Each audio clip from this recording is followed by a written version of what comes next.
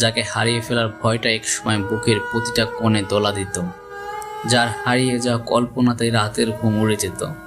তাকে দেখিনি আজ কত বছর হলো, হিসেব রাখা হয় না আর। এখন আর সেই বুক ধরফর করে না, এখন আর কান্না থামানোর জন্য রাতভর বালিশে মুখ লুকাতে হয় না। সময়ের সাথে কথাগুলো বোধ হয় ফিকে হয়ে গেছে, তবুও কিছু জিনিস মনের গভীরে যেন আটকে থাকে। আজও বৃষ্টির প্রথম ফোঁটা গায়ে পড়লে মনে পড়ে যায় তার সঙ্গে প্রথম বৃষ্টি দেখার কথা। তার হাত ধরে কোনো এক অচেনা শহরের রাস্তায় হাঁটার ইচ্ছেটা যে অসম্পূর্ণই থেকে গেল। আজও পাহাড়ের উপর দাঁড়িয়ে যখন বাতাসের শব্দ শুনি, মনে পড়ে যায় তার সঙ্গেই পাহাড়ে চড়ার কথা ছিল।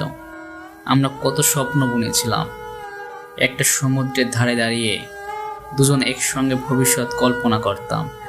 পায়ে পা মিলিয়ে বালির উপর হেঁটে যাওয়া, ঢেউয়ের গর্জন শোনা। সমুদ্র এখনো আছে, কিন্তু তার উপস্থিতি ছাড়া সেই ঢেউয়ের শব্দগুলো কেমন যেন খালি লাগে। তার জায়গায় যে শূন্যতা, সেটা ঢেউয়ের গভীরতার চেয়েও বেশি। একসময় ভেবেছিলাম তার স্মৃতিগুলো কখনো ভুলতে পারবো না, কিন্তু আজ বুঝি মানুষ আসলে ভুলে যায়, ব্যথা ফুরিয়ে যায়, কান্না থেমে যায়, শুধু থেকে যায় কিছু অসম্পূর্ণ স্বপ্ন, কিছু ব্যর্থ ইচ্ছা। সমুদ্রের ঢেউগুলো যেমন তীরে এসে মরে যায়, তেমনি আমাদের স্বপ্নগুলো জীবনের কঠিন বাস্তবতায় হারিয়ে গেছে। কিন্তু ঢেউয়ের মতোই সেই স্মৃতিগুলো বারবার ফিরে আসে।